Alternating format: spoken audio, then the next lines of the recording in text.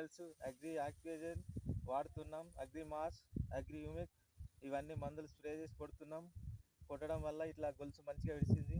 పొలం కూడా మంచిగా ఆరోగ్యంగా ఉంది. మంచిగా పంట కూడా దిగుబడి మంచిగా వస్తుంది. మేము ఎప్పటికీ ప్రతిసారి 3 ఎకరాలకు అన్ని మన అగ్రి ప్రొడక్ట్ అయితే వాడుతున్నాం.